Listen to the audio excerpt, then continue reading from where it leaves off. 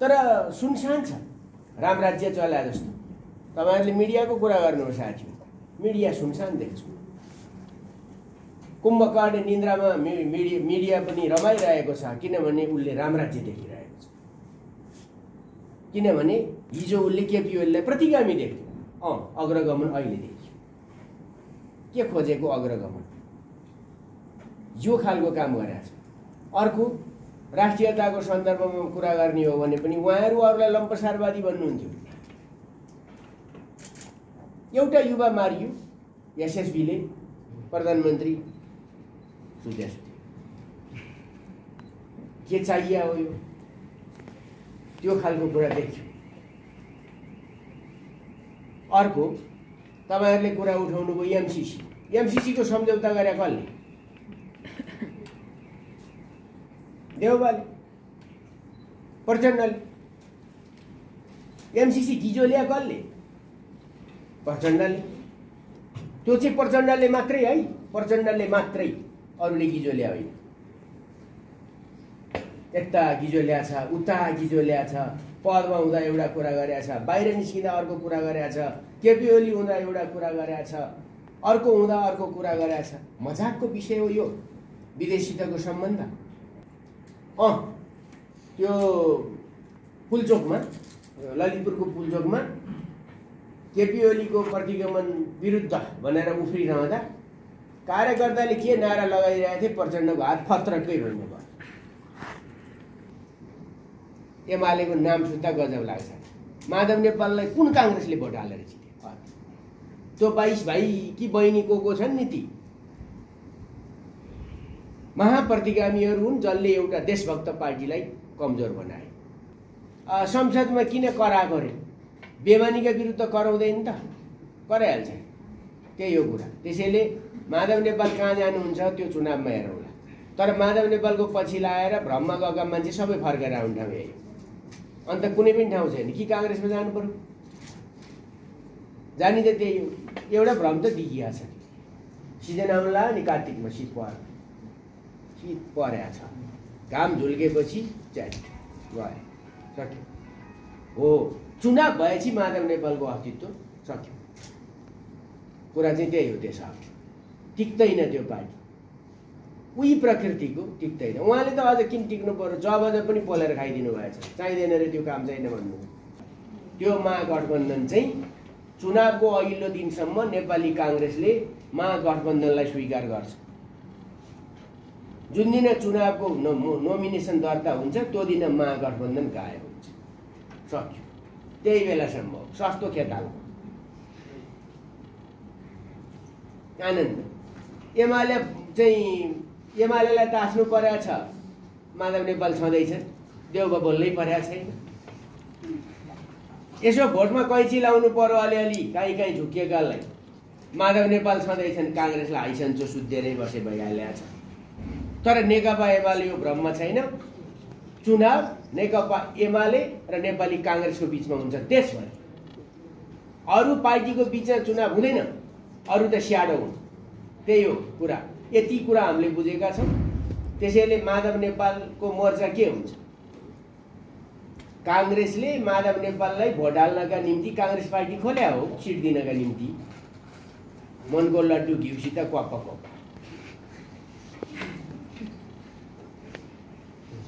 कांग्रेसलाई seat पुग्दैन, उहाँ बागी र विद्रोही हालेर जात्रा हुन्छ, काँडा हुन्छ।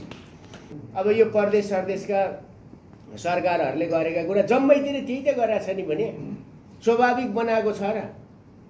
उहाँहरूले दल फुटाए अग्रगमन, हामीले एउटा कानुन लिएर आएर फिर्ता लिँदा पनि प्रतिगमन, त्यही होइन?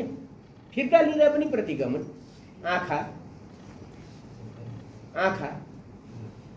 हेर्ने आँखा, विश्लेषण गर्ने दिमाग, पक्षधरता, यी सब चिज हामी हेर्दैछौँ। र यस बीचमै यो चुनौती सामना गरेर नै नेकपा एमाले आउने चुनाव, स्थानीय चुनाव फागुनमा हुनै पर्छ कानुन अनुसार, हाम्रो माग छ। आम चुनाव त हामीले उहिले मागे, यो संसदले त काम गर्न सक्दैन, हामीलाई जागिर खानु परेर बस्या हो र बाध्य भएपछि बसिया छ नि। के भयो त? अरूको जस्तो विद्रोहका नाममा पद लिएर छैन, छोडेर जानुपर्छ विद्रोह गर्नेले। गरे त्यति हुती देखाए, माधव नेपालले खतराको 22 जनाले छोडेर हामी एमाले होइनौँ भनेर पद छोडेर अर्को पार्टी बनाएको भए सलुटै गरिदिन्थ्यौँ होला। हो रहेछ मान्छे विद्रोही नै रहेछ, उमेर 70 भए पनि बनाए। यो त लोभी बाहुन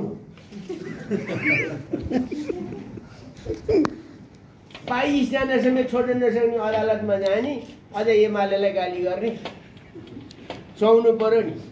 सबै चिज एमालेबाट ल्या चिज फिर्ता गर्न सक्छ। माधव नेपाललाई विश्व डुलाइदिने, देश चिनाइदिने, पार्टी विरुद्ध घात गर्ने, देउबाको वरिपरि चम्बर हल्लाएर हिँड्ने, चम्बर हल्लाएर अब बनुन् अब चुनावमा नि त्यही हुन्छ। एक सिट पनि दिन्न काङ्ग्रेस, के को दिन्छ? उसैलाई पुग्दैन, कहाँबाट दिन्छ? माग्नु पर्यो नि देउबाले, गर्नु पर्यो नि कुरा, अनि नै हुन्छ। एमसिसीको मैले भनिदिइसकेँ त, देशका विरुद्धमा कुनै प्रावधान रहेछ भने अमेरिकाले दिने, चाइनाले मान्दैनौँ, रहेनछ भने कहीँबाट साम्यवाद माग्ने, कहीँबाट साम्राज्यवाद आउने, कुरा यही त हो हाम्रो कुरा, एकदमै भ्रष्ट छ। हामी त नेकपा एमाले त केपी ओलीको सरकार त प्रेस स्वतन्त्रताको हत्यारा जस्तो परिभाषित गर्नुभएको थियो। कसरी अहिले यहाँ त पुतली सरकार बनेका छन्,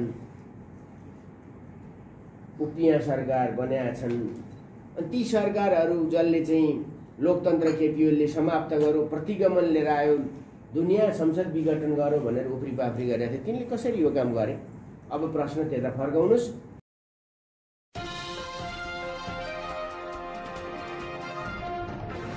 प्रेस चौतारीका उपाध्यक्ष गणेश पाण्डेज्यू, सम्पूर्ण साथीहरू,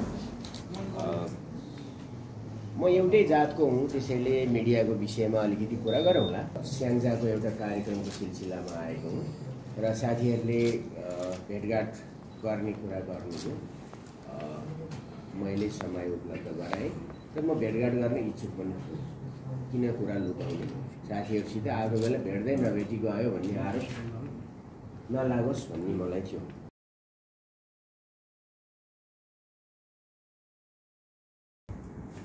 सरकार बन्यो, कहाँबाट?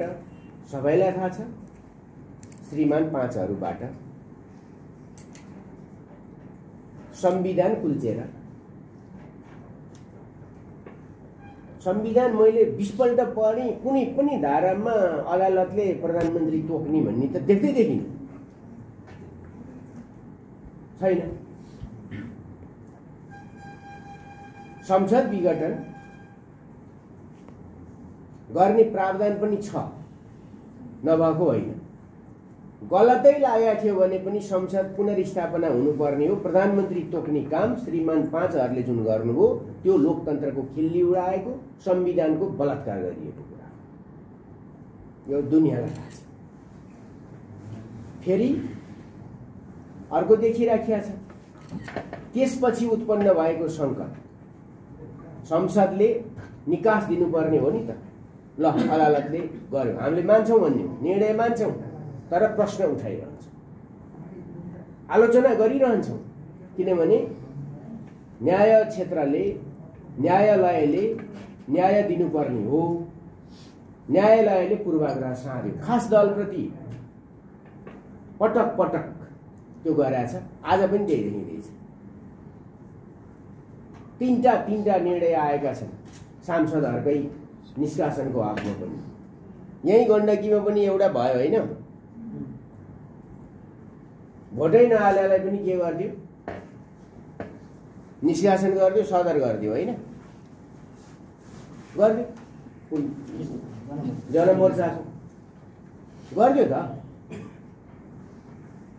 अर्को कर्णालीमा गयो, व्हिप उल्लङ्घन गरेछ, अर्को कानुन आएको छैन, कारबाही गरेछ, वैधता दिएर अर्को एउटा पार्टी दर्ता गर्दिन, त्यसलाई पनि केही गरेको छैन, यो पनि देखियो। अर्को एमाले 14 जनालाई कारबाही गरेको छ, आजसम्म हेर्दैमा राखेको छ। के हेर्नु पर्यो? कन्ठै छ त दुनियाँलाई। कम्फर्टेबल सरकार, कम्फर्टेबल न्यायालय जस्तो देखियो। जे अभिष्टका निम्ति गरे त्यही आउने होला नि त फैसला, नभए त फैसला दिनु पर्यो नि। अनि सरकार चाहिँ कति गतिलो बनेछ त भन्दा, यो सरकार बन्नेखेर, बनाउनेखेर पटक पटक भनिएको थियो कि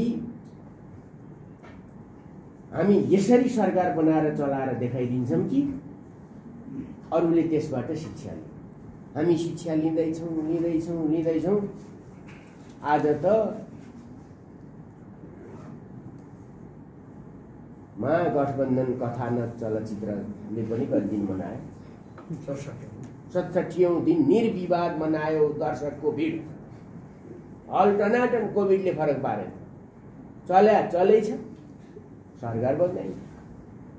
एउटा त नि देखियो। दोस्रो, सरकारले उदुम विकास निर्माण गर्ने केपी ओली सरकारले केही पनि गरेका थिएन, केही चलेको थिएन भन्ने खालको कुरा चाहिँ गरिरहेको थियो यो सरकारले। अघिल्लो सरकारले केही पनि गरेन। उहाँहरूको आरोप त्यो थियो। उहाँहरू के गर्न बनाउनु भएको रहेछ भन्दाखेरि 1410वटा बाटाघाटा बनाउनु नपर्ने भनेर निर्णय गरे। अर्को के गर्न आउनु भएको रहेछ त उहाँहरू भन्दाखेरि चाहिँ अघि पनि मैले उल्लेख गरेँ, केही यस्ता क्षेत्रहरूमा लगानी गर्दा स्रोत देखाउन नपर्ने। यसको तात्पर्य सिधा छ। त्यो के हो भन्दाखेरि उहाँहरूको सत्ता गठबन्धनको कसैको वैध अवैध पैसा उहाँहरूसित भएकाहरूको पैसा छ। त्यो पैसा अवैध वा कालो धनलाई सेतो बनाउनु पर्यो, रूपान्तरण गर्नु पर्यो। यही कुरा आछ। यसले आर्थिक सुशासन र अनुशासनलाई चुनौती दिएछ। गरे काम त यही हो यो 2 महिनामा। अरू के गर्नु? 1400 बाटा काट्नु, पुल कति काट्ने होला, अरू के काट्ने होला। कालो धनलाई सेतो बनाउनका निम्ति उहाँहरूले कानुनमा परिमार्जन गर्नु, जसले मनी लाउन्ड्रिङ सम्बन्धी हाम्रो देशको कानुनलाई चुनौती दिएको छ र हामी यसको घोर विरोध गर्छौँ, आपत्ति जनाउँछौँ। र यस प्रकारले यसको असर पनि हुन्छ फेरि इन्टरनेसनल्ली पनि, किनभने हाम्रो देश नै कालो सूचीमा पर्न सक्दछ यस प्रकारको काम गर्दा। अवैध स्रोतलाई जेमा पनि लिएर आएर गर्नुपर्ने हो भने के छ त? हामीले प्रश्न उठाउनु पर्ने हो, हिजो बैंक लुटिया पैसा कहाँ छ त? कहाँ छ त? हिजो किसानसित पनि उठाइयो, कुखुरा व्यापारीसित पनि चन्दा उठाइयो, भैँसी व्यापारीसित पनि चन्दा उठाइयो। हिजो मास्टरले तलब बुझ्न पाएनन्, जसले तलब बुझ्छ कि माओवादी पुगिहाल्यो। अनि आज माओवादीको अर्थमन्त्री हुन आँटा, अनि यो चाहिँ अवैध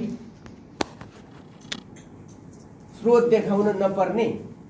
त्यसको मतलब त के छ भन्दाखेरि यो समाजवाद निर्माण भने होइन, बस समाजवाद निर्माण। केही मान्छेहरूले हिजो अवैध ढङ्गले कमाएको अकुत सम्पत्तिलाई वैधानिकीकरण गर्नका निम्ति विधेयकमा प्रतिस्थापन, विधेयकमा जुन काम गरिएको छ यसले देशलाई अगाडि बढाउँछ, यसले सुशासन दिन्छ, यसले लोकतन्त्रको निम्ति राम्रो काम गर्छ, यसले जवाफदेहीताको सिद्धान्तलाई स्वीकार गर्दछ। कोही पनि जवाफदेही हुनुपर्छ नि लोकतन्त्रमा, चाहे प्रधानमन्त्री होस्, चाहे राष्ट्रपति होस्, चाहे मन्त्री होस्, चाहे एमालेको सरकार होस्, चाहे काङ्ग्रेसको होस्, चाहे राप्रपाको होस्, जो कसैको सरकार होस्, जनताप्रति देशप्रति जवाफदेही हुनुपर्छ। यो जवाफदेहीताबाट उम्केर यस्तो खालको काम गरेछ। तर सुनसान छ, राम राज्य चला जस्तो। तपाईँहरूले मिडियाको कुरा गर्नुहोस् साथी, मिडिया सुनसान देख्छु। कुम्भकर्ण निन्द्रामा मिडिया पनि रमाइरहेको छ, किनभने उसले राम राज्य देखिरहेको छ। किनभने हिजो उसले केपी ओलीलाई प्रतिगामी देख्थ्यो, अग्रगमन अहिले देखियो। के खोजेको अग्रगमन? यो खालको काम गरेछ। अर्को, राष्ट्रियताको सन्दर्भमा कुरा गर्ने हो भने पनि उहाँहरू अरूलाई लम्पसारवादी भन्नुहुन्थ्यो। एउटा युवा मारियो एसएसबीले ट्विन काटेर।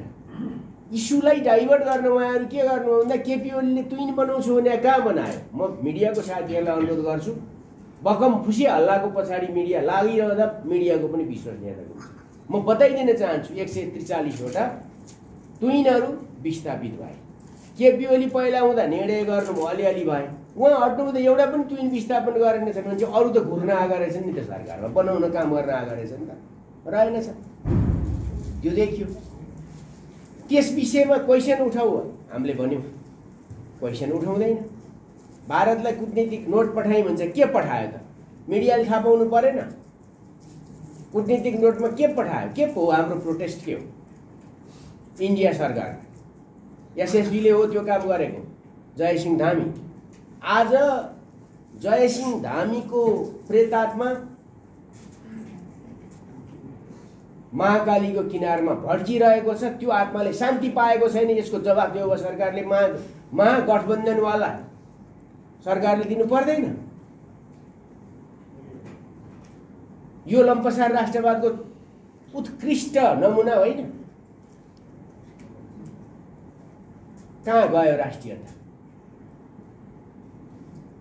अब फेरि लिपुलेक, कालापानी, लिम्पियाधुरा हामीले नक्सामा लिएर आयौँ। हामीले डाइलग सुरु गर्यौँ इन्डियासित, तर सरकार के पनि बोल्दैन। जुम्ला के अरे हुम्लामा छ अरे भनेर सुशील कोइरालाको पालामा टुङ्गिया विषय देउबाले फेरि समिति बनाएछ। यसको मतलब इस्यु डाइभर्ट मात्रै हो। दुवैतिर छ, सबैतिर सीमा विवाद छ। यो मात्रै देखाउन खोजिरहेछ। हामी चाहन्छौँ चीनसित छ भने 14 मा सिद्धिएको छैन केही पनि भनेर। सुशील कोइराला प्रधानमन्त्री हुँदाखेरि टुङ्गिएको विषय हो चीनसितको सीमा विवादको, त्यो क्षेत्रको जहाँको कुरा उठाएको छ। यदि छ भने हामी चीनले गरे चाहिँ मान्छौँ भन्दैन, गरोस्। अब विषय उठाएपछि टुङ्ग्याउनु पर्यो। तर लिपुलेक, कालापानी र लिम्पियाधुरा क्षेत्रको विषयमा भागेर उतापट्टि गएर कुरा उठाएर फेरि राखी बाँध्न बोलाएर राखी बाँधेर मात्रै हुन्छ? जवाब चाहियो नि नेपाली जनता। सद्भाव छ, ठिक छ, सम्बन्ध चाहिन्छ, ठिक छ। हामी कसैसित दुश्मनी गरेर पाखुरा मोल्न चाहन्नौँ, तर यति निरीह पनि हुन चाहन्नौँ। आफ्नो देशको एउटा युवा मारिँदा त्यसको प्रतिवेदन आउँदैन, त्यस विषयमा कुरा उठ्न सक्दैन। खोइ राष्ट्रिय कहाँ गयो? अर्को अफगानिस्तानमा सरकारको हालत देखियो। केपी ओलीले 24 घण्टामा रेस्क्यु अपरेसन चलाएको थियो। यहाँ 3 महिना भइसक्यो। ती देशहरूलाई पनि भन्न सक्दैन जुन देशले हाम्रा नेपालीहरूलाई आफ्नो ठाउँमा लगेका थिए सुरक्षा गार्डको रूपमा काम गर्नको निम्ति। अमेरिकालाई, जर्मनलाई, ब्रिटिसलाई भन्न सकेन तिम्रो सुरक्षाको निम्ति गएका हुन्, हामी युद्धरत पक्ष होइनौँ अथवा हामी त्यसको एउटा पार्ट कम्पोनेन्ट होइनौँ त्यो कन्फ्लिक्टको। त्यसैले हाम्रा नागरिकहरू तिम्रा नागरिक फिर्ता गर्दाखेरि सँगै फिर्ता गर्नुपर्छ भनेनौँ। धन्न अमेरिकाले चाहिँ केहीलाई फिर्ता लिएर आयो। उसले दया देखाए, कुरा बेग्लै हो। तर नेपाल सरकार सुनिएन, नेपाल राष्ट्र सुनिएन। गजब छ, गजब गरेछ नि त सरकारले। गजब काम गरेछ। अन्तर्राष्ट्रिय सम्बन्ध सुधारेर उदुम नै भइसक्यो। खिच्का छोडेर हाँसौँ जस्तो, ताली पड्काएर नाचौँ जस्तो भइसक्यो। यो हालतमा छ। अफगानिस्तानको कुरा त्यहाँ नेपालीहरू त्यही हालतमा बसे। अहिले पनि कतिको हालत के भएको छ? त्राइमाम छ। त्यहाँ फेरि कन्फ्लिक्ट बढिरहेको छ। सार्कको अध्यक्ष नेपाल छ, प्रधानमन्त्री सुत्या के चाहिए हो यो? त्यो खालको कुरा देखियो। अर्को तपाईहरुले कुरा उठाउनु भयो एमसीसी को सम्झौता गरे कसले?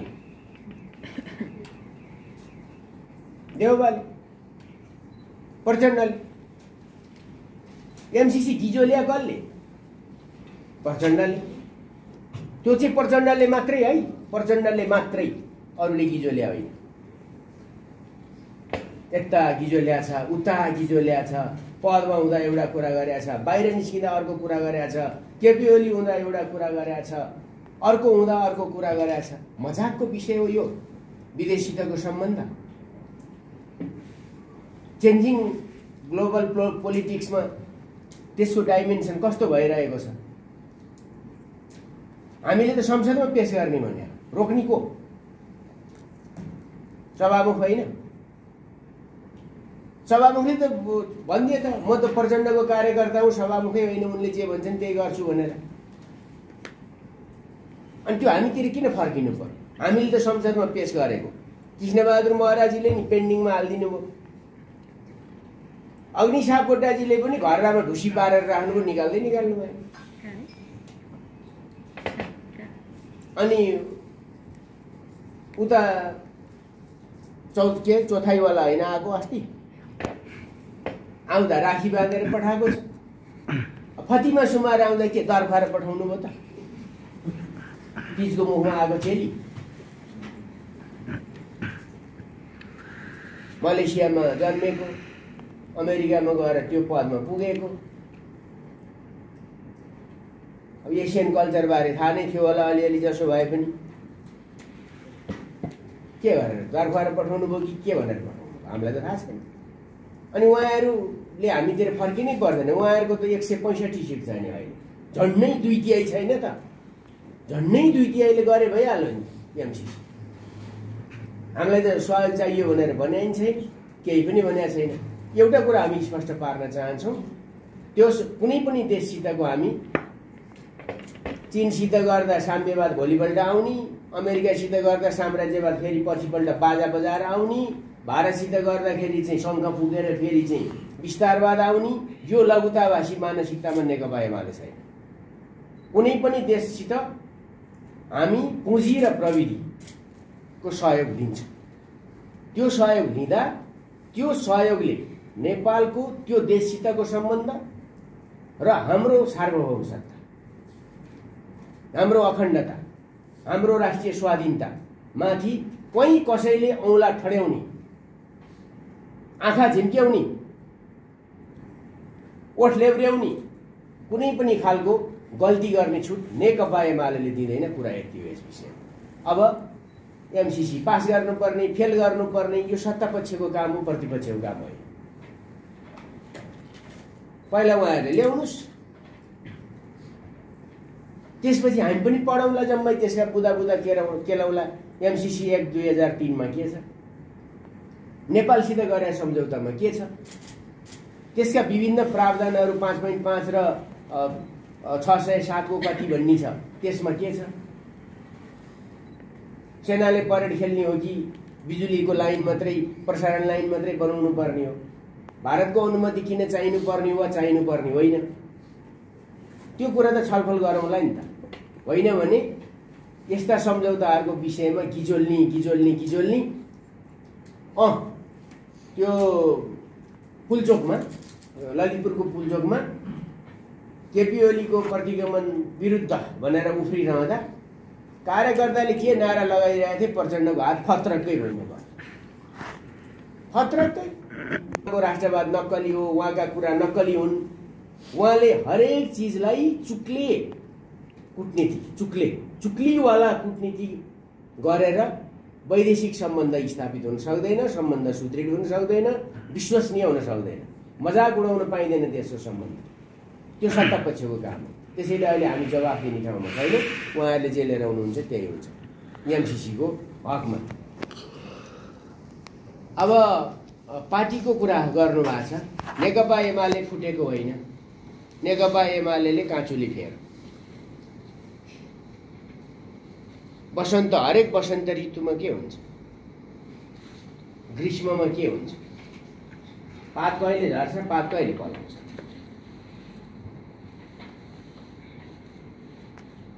वसन्तमा पलाउँछ होइन, कोइली कराउँदै गर्दा हाम्रो बिरुवाहरूले पात फेर्दै गर्छ, नयाँ जीवन फेर्दै गर्छ। अब केही मान्छे गए एमालेमा बसेनन्। तर विचित्र के छ भन्दाखेरि हिजो सुनि मैले एमाले भन्दा नाक खुम्चिन्छ अरे।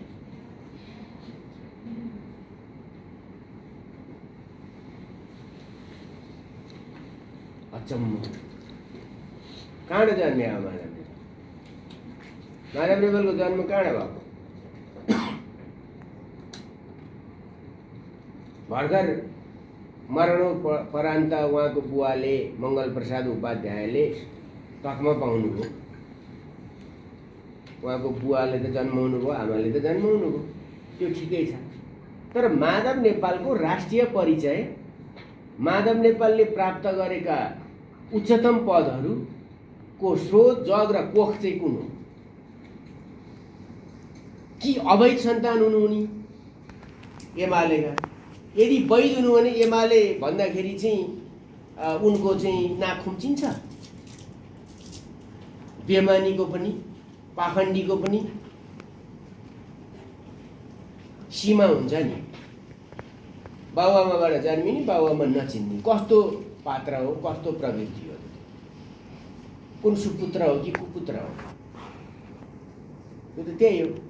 तर हामीलाई केही पनि मतलब छैन। उहाँ जानुभयो कति जानका निम्ति उहाँहरूले प्रतिगमन रोक्नु भएको रहेछ।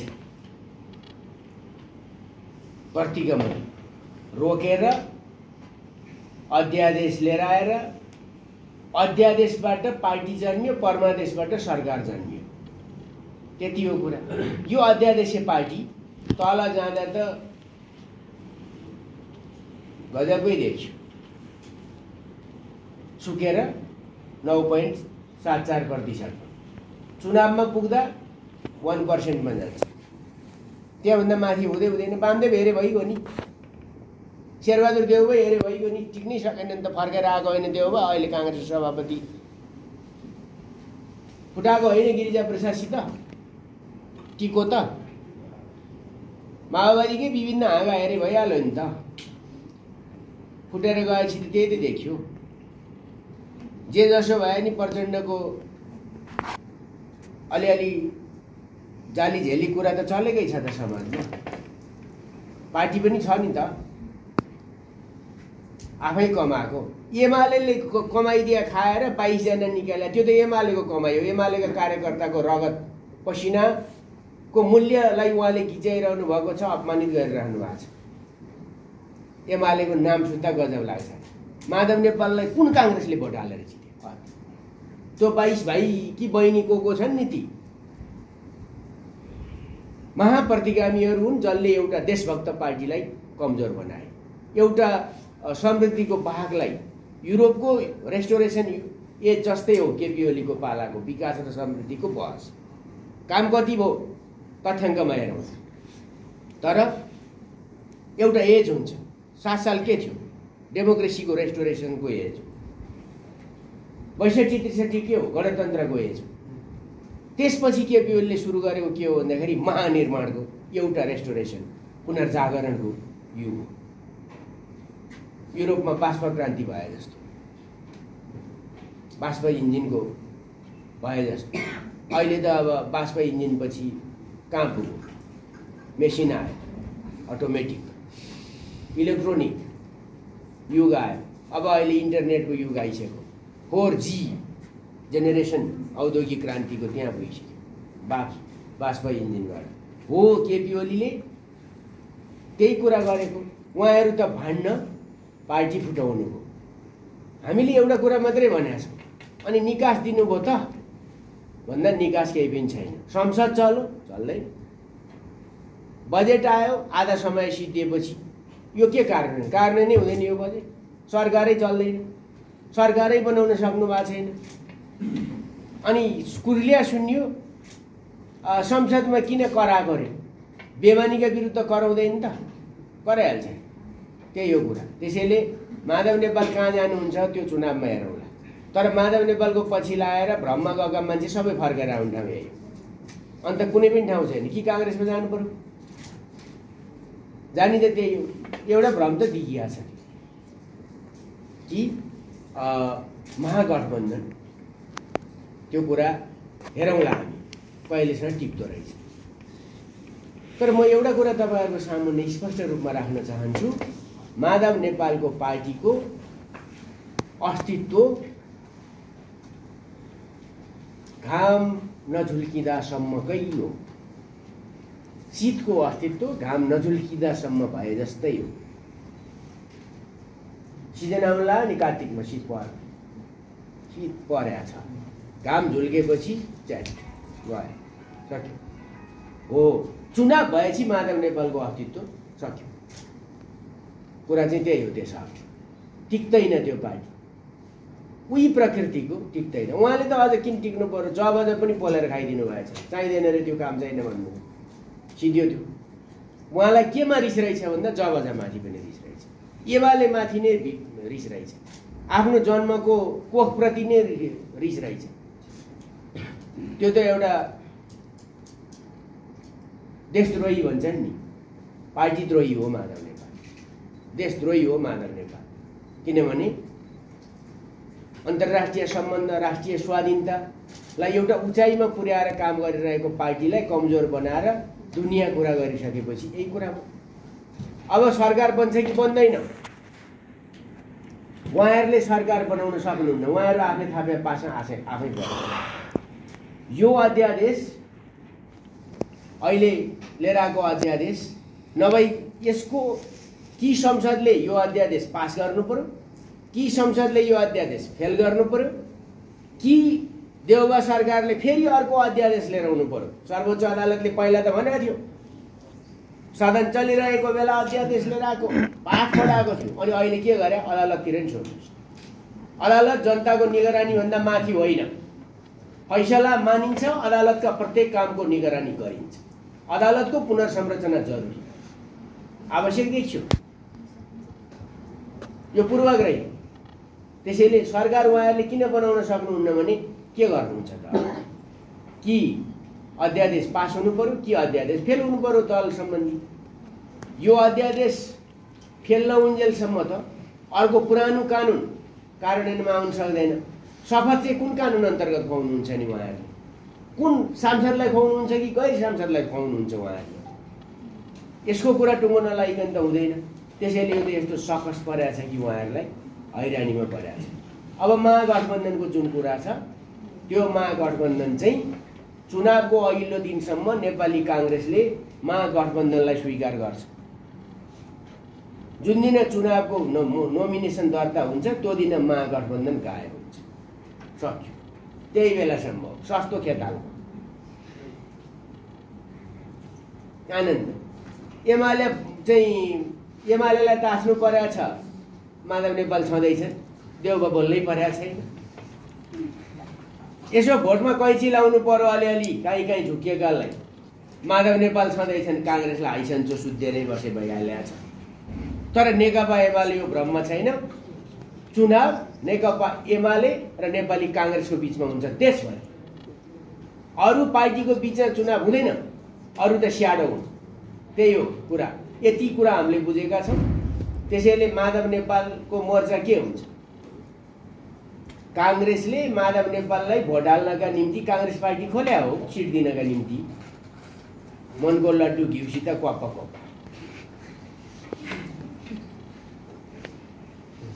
कांग्रेसलाई सिट पुग्दैन, उहाँ बागी र विद्रोही हालेर जात्रा हुन्छ, काँडा हुन्छ, हुनेवाला छैन। कुरा यही हो।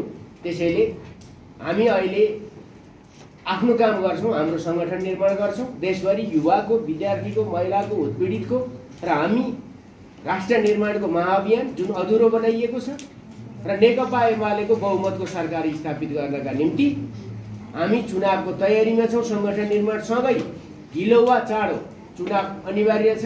यो गठबन्धन त्यसै गरी जान्छ जसरी सतीदेवीको अङ्ग पतन भएको हुन्छ नि, त्यही हो।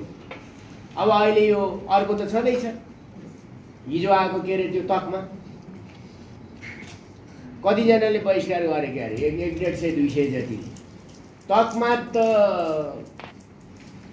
गजबले पोहोर पनि फुर्ती फार्ने थियो। अहिले कगलले लिएनन्, म यतातिर भएकोले थाहा त पाएको छैन। तकमा त सोच्तानीको कथा होला, यो प्रसाद के गर्नु, कथा कसलाई सुनाउनु नभए मिक्सोरालाई सुनाउनु, मिक्सोरले सुनाउनु, तकमा बाँध्नु, कसलाई बाँध्नु, श्रीमानलाई बाँध्नु, श्रीमतीलाई बाँध्नु, स्वर्गीय बाबुलाई बाँध्नु, स्वर्गीय हजुरबाबुलाई बाँध्नु, न्यायाधीशलाई बाँध्नु, वकिललाई बाँध्नु, जसले के बिहोलीको विरोध गरेका छन्, कार्यकर्तालाई बाँध्नु। त्यो पनि पुगेछ भनेदेखि यसो हेर्नु अरू को छन्। यो खालको तरिकाले उहाँहरूले काम गर्नुभएको छ। उहाँहरूको यो कुराले देशले लिएको समृद्धि, निर्माण, शान्ति, लोकतन्त्र यसमा उहाँहरूले कुनै योगदान पुर्याउनुहुन्न, कन्फ्रन्टेसनतर्फ उहाँहरू जानुभएको छ। उहाँहरू जम्मै मिले जति त नेकपा एमाले एक्लै छ, दुईटा मेजर पार्टी मिले जति त एमाले एक्लै छ। जाली झेली तमसुक तयार गरेर अदालतमा लगेर त्यो गरेछ, हामी पर्खेर बसेका छौँ अदालतको कुरा पनि। न्याय कस्तो आउँदो रहेछ, न्याय कस्तो आउँदो रहेछ उही प्रकृतिको कुरामा हामी त्यो चाहिँ हेरेर बसेका छौँ। फैसला मान्छौँ है, फेरि बारम्बार भन्छौँ फैसला हामीलाई नै फाँसीमा लड्काउने आए पनि मान्छौँ, तर हिसाब यो गर्छौँ कि नेपालको न्याय क्षेत्रमा ठुलो ल्याप्सेस छ भन्ने कुरा अब मुद्दा बन्यो। एउटा पार्टीले यो कुरा फिलिङ गर्यो, ठुलो पार्टीले फिलिङ गर्यो, जसले लोकतन्त्रको निम्ति, जसले राष्ट्रियताको निम्ति, जसले विकासको निम्ति, जसले सामाजिक न्यायको निम्ति, जसले राष्ट्रिय स्वाधीनता र स्वतन्त्रताको निम्ति काम गरेको पार्टी र जसको पार्टी देशव्यापी घर घरमा छ। लोनी कांग्रेस भाइ श्रीमती एमाले पनि छन्, एमाले नभएको घरै छैन नेपालमा, अरू पार्टी जस्तो हो र, घरै छैन। त्यसो भइसकेपछि त्यो पार्टीले यो फिलिङ गरेको छ, हामी हेर्छौँ र दृढतापूर्वक अगाडि बढ्छौँ। अब यो परदेश सरदेशका सरकारहरूले गरेका कुरा जम्मैतिर त्यही त गरेका छ नि भने स्वाभाविक बनाएको छ र। उहाँहरूले दल फुटाए अग्रगमन, हामीले एउटा कानुन लिएर आएर फिर्ता लिँदा पनि प्रतिगमन, त्यही होइन? फिर्ता लिँदा पनि प्रतिगमन। आँखा हेर्ने आँखा, विश्लेषण गर्ने दिमाग, पक्षधरता, यी सब चिज हामी हेर्दैछौँ र यस बीचमै यो चुनौती सामना गरेर नै नेकपा एमाले आउने चुनाव, स्थानीय चुनाव फागुनमा हुनैपर्छ कानुन अनुसार, हाम्रो माग छ। आम चुनाव त हामीले उहिले मागे, यो संसदले त काम गर्न सक्दैन, हामीलाई जागिर खानु परेर बस्या हो र बाध्य भएपछि बसिया छ नि, के भयो त? अरूको जस्तो विद्रोहका नाममा पद लिएर छैन, छोडेर जानुपर्छ विद्रोह गर्नेले। गरे त्यति हुती देखाए। माधव नेपालले खतराको 22 जनाले छोडेर हामी एमाले होइनौँ भनेर पद छोडेर अर्को पार्टी बनाएको भए सलुटै गरिदिन्थ्यौँ होला। हो रहेछ, मान्छे विद्रोही नै रहेछ, उमेर 70 भए पनि बनाए। यो त लोभी बाहुन 22 जना समेत छोड्न नसक्ने अदालतमा जाने, अझै एमालेलाई गाली गर्ने, सुहाउनु पर्यो नि। सबै चिज एमालेबाट ल्या चिज फिर्ता गर्न सक्छ। माधव नेपाललाई विश्व डुलाइदिने, देश चिनाइदिने, पार्टी विरुद्ध घात गर्ने, देउबाको वरिपरि चम्बर हल्लाएर हिँड्ने, चम्बर हल्लाएर अब बनुन्, अब चुनावमा नि त्यही हुन्छ। एक सिट पनि दिन्न काङ्ग्रेस, के को दिन्छ? उसैलाई पुग्दैन, कहाँबाट दिन्छ? रुखाका काङ्ग्रेस छ, रुखिएका काङ्ग्रेस कहिले चुनाव आउला र पालो आउला भने हाम्रो त अलिअलि युवा थिए त हैरान छ, त्यहाँ त बुढाको पार्टी काङ्ग्रेस। त्यही हो कुरा साथी, कुरा यस्तै हो। त्यसैले हामी आफ्नो सङ्गठन निर्माणको अभियानमा हिँडेका छौँ। अब बाँकी कुरा त संसद चलिरहेको छ क्यारे, उत्साहित गर्न 2-3 दिनमा यो निष्क्रिय गराउनै पर्ने भयो, नत्र सरकार नबन्ने भयो। कि फेल गर्नु पर्यो, कि पास गर्नु पर्यो, कि निष्क्रिय गराउनु पर्यो, कि अर्को अध्यादेश ल्याउनु पर्यो। त्यसैले संसद पनि उनले त रोक्दा नि हुन्छ, अर्को अध्यादेश लिएर आए नि हुन्छ, किनभने लोकतन्त्र छ नि त यहाँ। काङ्ग्रेस उभिया ठाउँ उत्तिकै लोकतन्त्र हुँदो रहेछ, हामी उभिया ठाउँ मात्रै हुँदो रहेछ। अनि माओवादी उभिएपछि जहाँ उभिए नि अग्रगमन हुन्छ, अग्रगमन बनिदिने नि।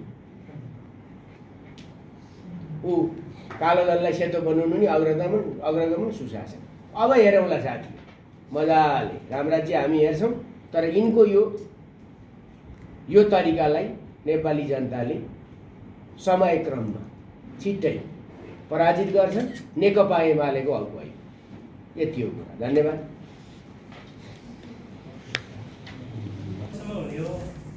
त्यो पुष्पकमल दाहाल र शेरबहादुर देउवालाई सोध्ने, मलाई सोधेर उहाँहरूले अवरुद्ध गरे। किनभने विदिन 1 आवर सरिता गिरीको पद गयो, पार्टीले लेखेर दियो, सेन्ट्रल कमिटीले।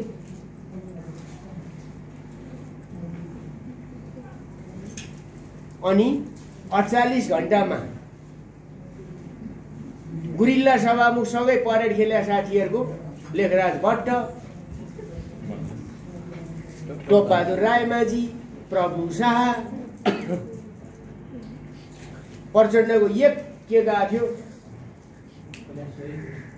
गुरिल्ला स्टाइलमा सभामुखले साथीकै गर्दन च्याट।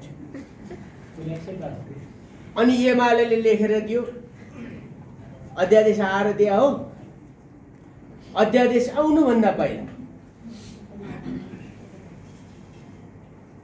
लेखेर दिँदा हुँदै नभएको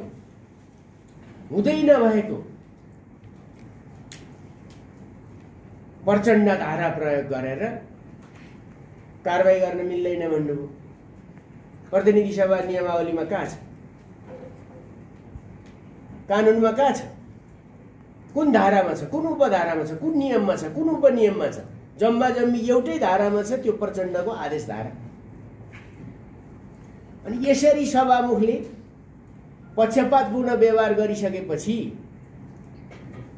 दमन्ना ढुङ्गाना नि हेर्या होला, यो पोखरा हो। तारकनाथ राणा भाटले पनि यी भएरै सभामुख भएरै चलाएको हो। हामीलाई मन परोस् मन नपरोस्।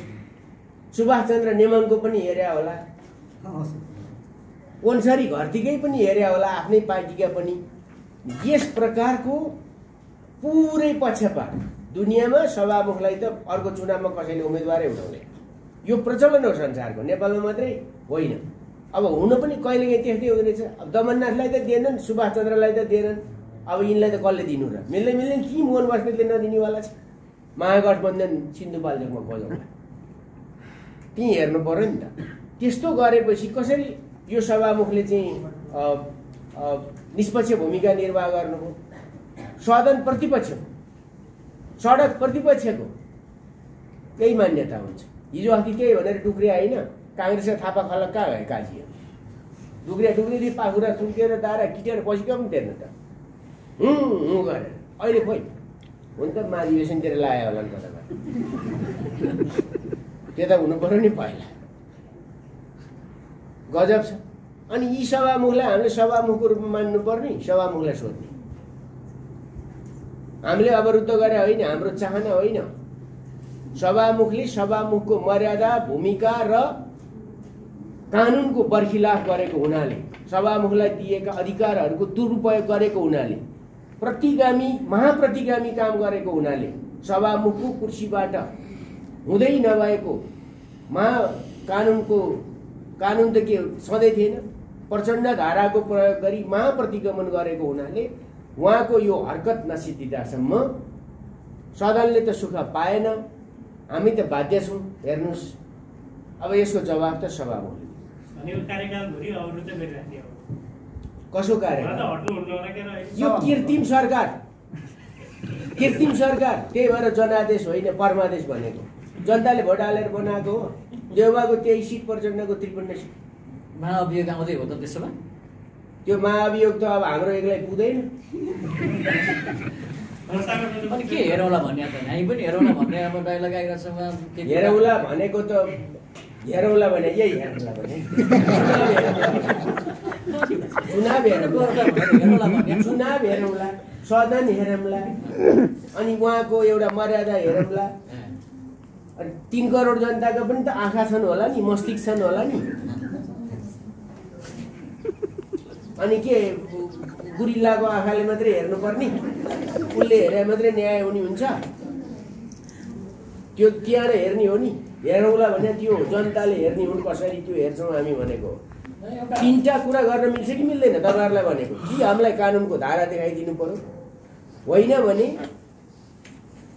एमालेलाई मात्रै, एमालेको निर्णय मात्रै अवज्ञा गर्ने उहाँको न्यायाधीश हुन त अहिले न्यायाधीश चाहिँदैन। उहाँहरूको कम्फर्टेबलले जे भन्नु त्यही हुन्छ। तर न्यायाधीश हो सभामुख, फैसलाकर्ता हो सभामुख, अभियोजनकर्ता हो सभामुख, छानबिनकर्ता हो सभामुख।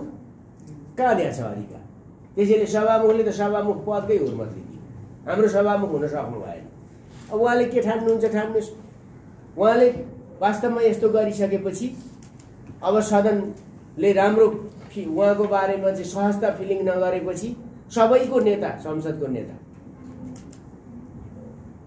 उहाँले चाहिँ छोडिदिनु भयो। उहाँले छोडिदिनु पर्ने हो। हाम्रो भनाइ त्यही छ कि सच्याउनु पर्यो कि छोडिदिनु पर्यो। फेरि एउटा जिज्ञासा दाइ संसार गुरुङबाटै अगाडि बढ्नुभयो, मन्त्री हुनुभयो, त्यो बेला यहाँले ल्याउनु भएको आम संसार विधेयकको विषयमा पत्रकार महासङ्घै आन्दोलन गर्यो। त्यति बेलै यहाँ ड्राफ्ट गर्नुभएको विधेयकहरू अहिले प्रदेश सरकारले जुन अगाडि बढेको छ, पूर्ववर्ती सरकारले त्यसको हामीमा चुनावमा भएको बेला के हुँदो रहेछ सरकार त्यहाँ पुगेपछि तपाईँ ल्याउँदा पनि त्यस्तै खालको आउने, अहिले यिनीहरू त्यही ढङ्गले पढाउने, त्यसलाई गाह्रै पर्ने भयो। तपाईँले दुईवटा विधेयक पढ्नु भएन मित्र, मैले लिएर आएको त नपढेको निश्चित भयो। विरोध हुनु एउटा कुरा हो, तुलना गरेर हेर्नुहोस् न, कम्पेरिजन, प्लिज कम्पेरिजन गर्नुहोस्। तपाईँको प्रदेश सरकारको कम्पेरिजन गर्नुहोस्। एउटा काम नगर्नु होला कि 1 करोड जरिवाना भनेर मेरो त बिचको पेजमै अर्को पेज हालेर राखेर चाहिँ मैले सही गरे हुन्छ नि, पाना सही देखाऊ भने मेरो सही नै छैन। त्यसरी मैले मेरो विरोध गर्ने कुरा त ठिक थिएन नि।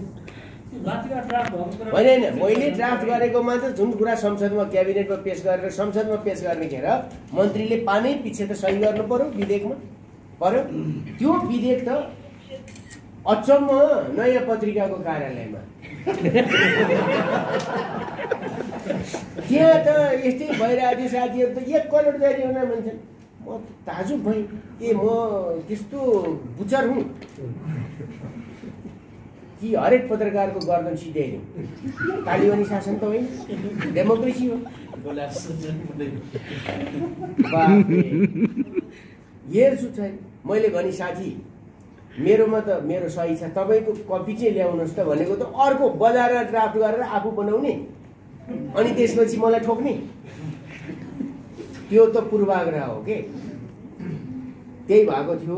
त्यसैले तुलना गर्नुहोस्, प्लिज तुलना गर्नुहोस्। र गल्ती रहेछ भने मलाई सबै त धारा उपधारा कण्ठ छैन, म यसमा बहस गर्न सक्छु। एउटा कुरा म दावासाथ भन्छु, नेपाली पत्रकारिताको लागि निकै राम्ररी सोची विचारिकन मेरो बुद्धि र विवेकले, मेरो ज्ञानको सीमाले, मलाई प्राप्त भएका सुझावहरूले जति यति गर्नु ठिक हो भन्ने लाग्यो त्यति गरिएको छ। इरारै जिरो म भन्न सक्दिनँ, तर नियत राखेर पत्रकारिता क्षेत्र सिद्ध्याउने, आलोचनात्मक चेत समाप्त बनाइदिएर डेमोक्रेसीको वकालत गर्ने मान्यतामा हामी होइन है। देवेन्द्र थापाहरू र ज्ञानेन्द्र खड्का काटेर आएको पार्टीको सदस्य म होइन, यति चाहिँ थाहा पाउनुहोस्। त्यसैले म त्यस्तो कानुनको वकालत गर्न सक्दिनँ जुन कानुनले नागरिकको मुक्त हुनुहोस्। मानिज्यू हामीले भन्नु खोजेको चाहिँ गण्डकी सरकारको जुन कुरा गरिरहेको छ आम संसार, त्यसको त म प्रवक्ता होइन, यहाँ उहाँ नै दिनुहुन्छ यसको। यसैलाई बुझाउनु मैले गण्डकी सरकारले लिएर आएको पनि सङ्घीय सरकारसित सरकारले ल्याएको उहाँले बताउनुहुन्छ। हजुरलाई म भन्दैछु नि, अघिल्लो सरकारले बनाएको ड्राफ्ट नै यो सरकारले ल्याएको।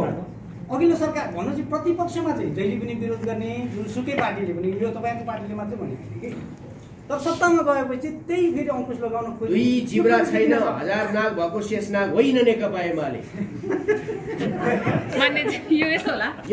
एउटै कुरा हो, हिजो लिएर आएको छ भने सङ्घीय कानुनको भन्दा खिलाफमा यहाँको कानुन चल्न सक्दैन, चाहे जोसुकै लिएर आएको होस्, हुबहु आयो वा बटुलेर आयो के आयो मलाई थाहा छैन। गण्डकी प्रोभिन्समा गरौँला, गण्डकी प्रोभिन्समा होइन प्रगतिको मात्रै कुरा होला। सदस्यले गरेको चाहिँ गण्डकी प्रोभिन्समा अघिल्लो गभर्मेन्टले जसरी ल्यायो त्यही ड्राफ्ट जस्ताको तस्तै 1 इन्च पनि दायाँ बायाँ नगरी हामीले प्रशस्त फिडब्याक दियौँ। हामी सबै छौँ फिडब्याक दिनेमा, तर एउटा पनि दायाँ बायाँ नगरिकन वर्तमान सरकारले पनि दियो भनेपछि पत्रकारितामाथि हाम्रो क्षेत्रमाथि जुन होइन काले गोरे वा जुन सरकार आए पनि त्यो हामी माथि जहिले पनि आक्रामक शैलीमा छ। यो किन यस्तो हुन्छ भन्ने मात्रै कन्सर्न हो। अनि विमलाजी कुरा यस्तो कुरा के हो भन्नुहुन्छ भने मैले अघि पनि उल्लेख गरेँ कि हामीले त परिकल्पना गरेको कुरो त अगाडि नै उल्लेख गरेँ नि मैले, एम्बुस्टमेन्टको सिस्टम मिडिया आफैले आफूलाई जज गरोस् होइन।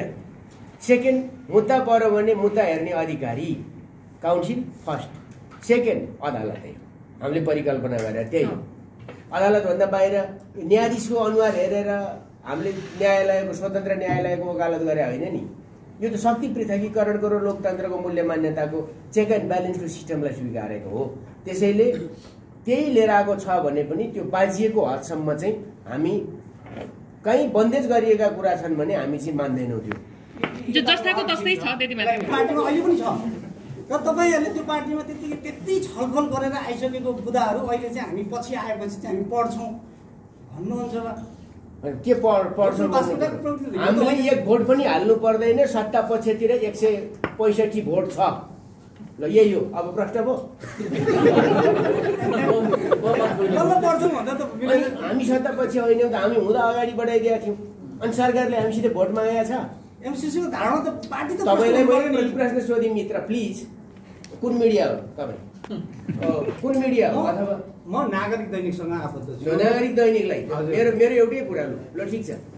एमसीसीको विषयमा सरकार अविच्छिन्न उत्तराधिकार संस्था हो, हामीले संसदमा पेश गर्यौँ। संसदमा सभामुखजीले जे कुरा अगाडि बढ्न दिनुहुन्छ त्यही अगाडि बढ्छ, अरू त बढ्दैन। यो त थाहा होला। उहाँले रोक्नुभयो। अब अहिले हामी सरकारमा छैनौँ, सभामुख पनि हाम्रो छैन। प्रश्न हुनु पर्दैन यस्तो कुरा। प्रश्न भएर त भन्दैछु म। अनि सरकारले हामीसित भोट मागे त सहयोग गर्नु पर्यो भनेर त्यो त पछिको कुरा हो। माग्नु पर्यो नि देउबाले, गर्नु पर्यो नि कुरा, अनि नै हुन्छ। एमसीसीको मैले भनिदिइसकेँ त, देशका विरुद्धमा कुनै प्रावधान रहेछ भने अमेरिकाले दिने, चाइनाले मान्दैनौँ। रहेनछ भने कहीँबाट साम्यवाद माग्ने, कहीँबाट साम्यवाद माग्ने। कुरा यही त हो हाम्रो कुरा, एकदमै भ्रष्ट छ। पछिको कुरा भन्न मिल्छ। अनि के सत्ता पछिको हामी चम्बर लिएर हिँड्ने माधव नेपाल हौ त? चम्बर लिएर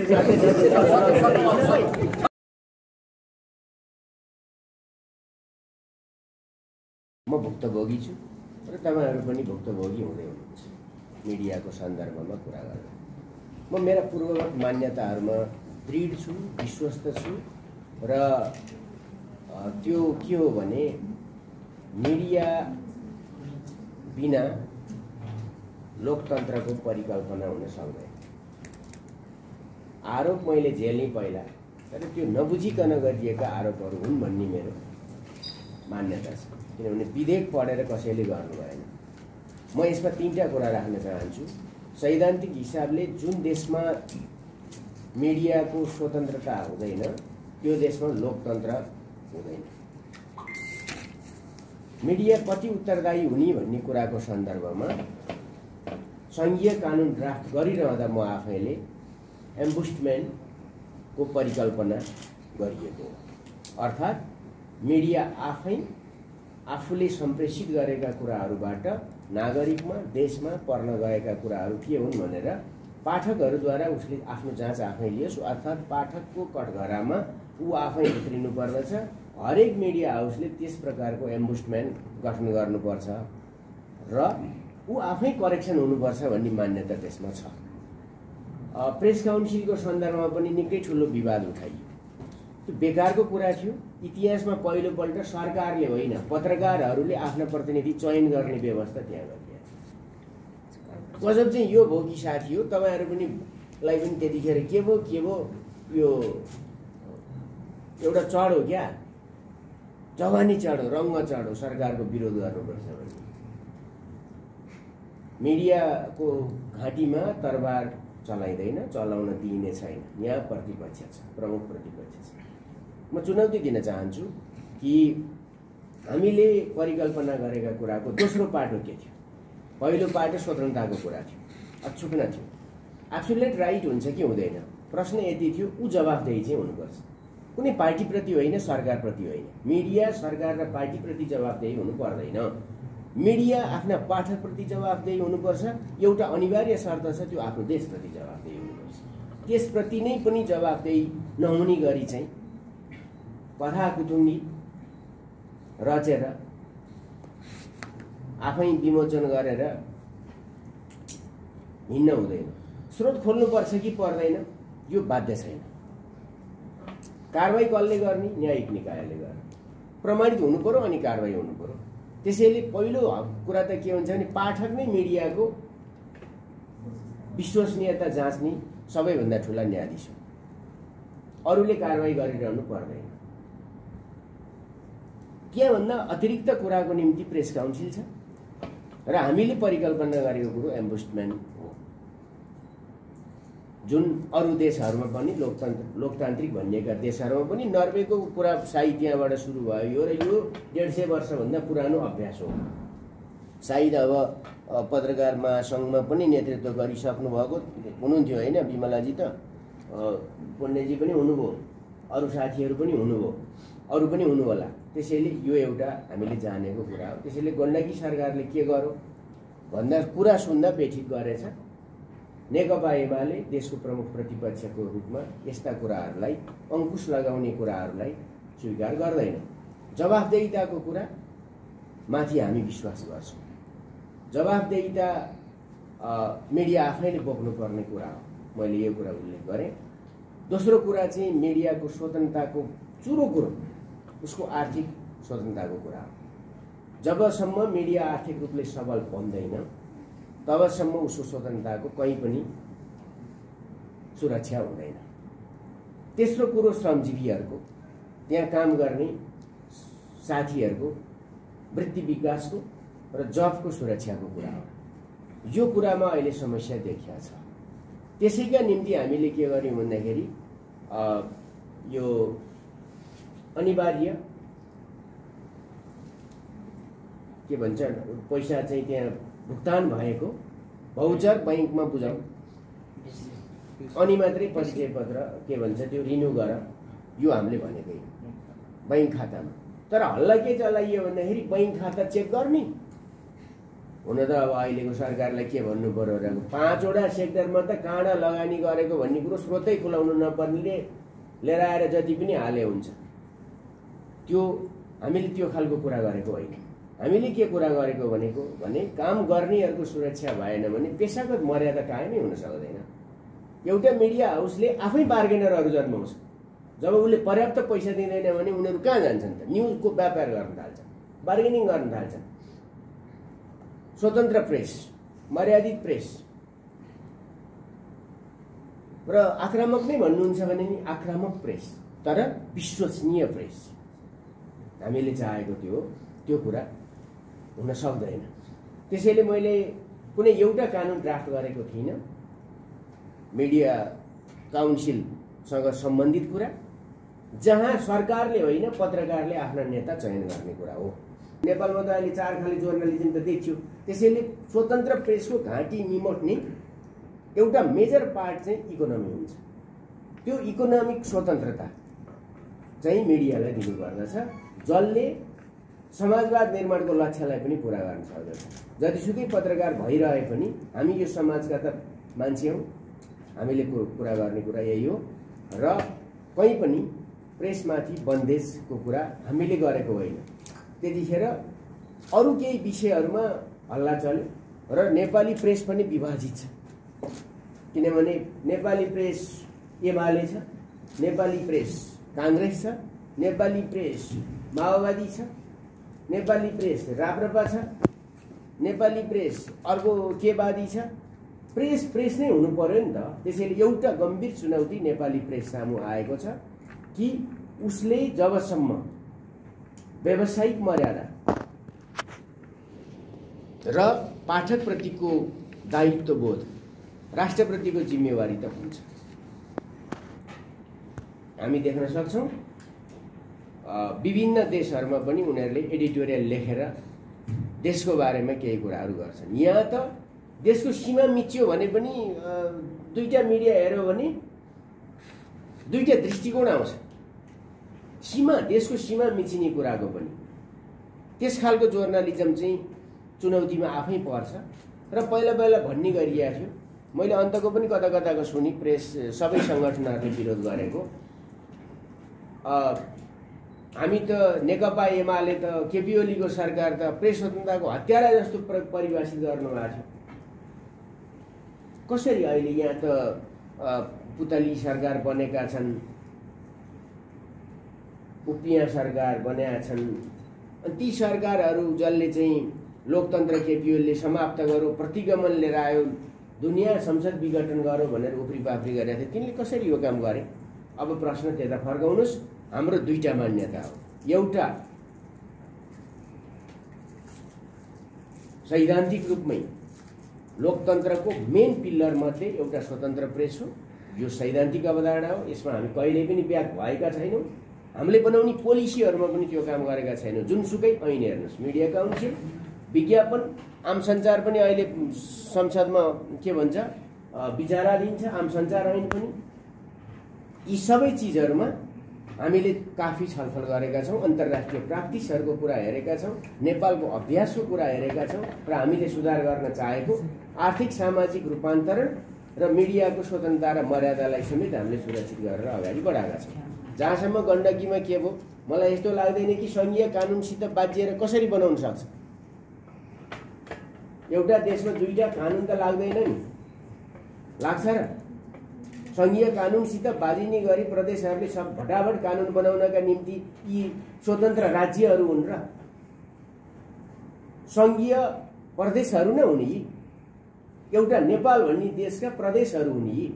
त्यसैले यहाँ अर्को कुरो त लागू हुन सक्दैन जस्तो मलाई लाग्छ। त्यसैले यो सो त फेल गरिदिनु हुन्छ, पासै हुन सक्दैन, सैद्धान्तिक हिसाबले पास हुन सक्दैन।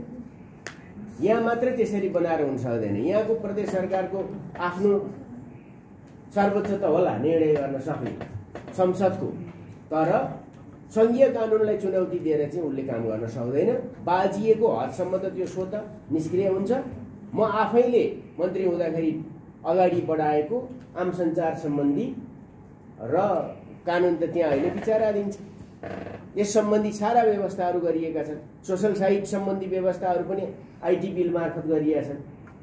अहिले त कुरा उठ्यो नि त, म विचित्र छु।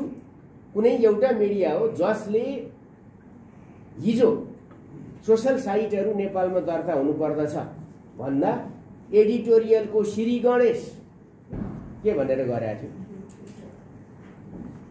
निरङ्कुशताबाट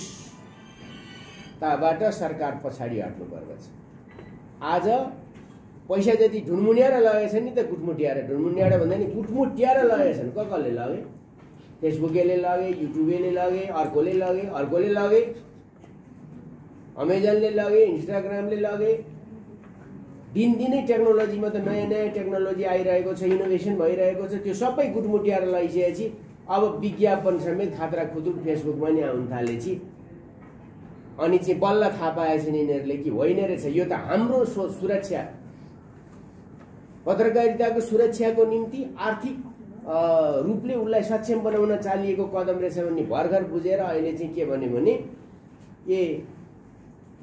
पैसा चाहिँ नेपालमा राजस्व नै नभइकन अर्बौं राजस्व खेर गइरहेको, अथवा यो चाहिँ मूलधारमा नआएको, राज्यको त्यो के भन्छ लेखा प्रणालीभित्र दायराभित्र नआएको भनेर बल्ल थाहा पाएछ।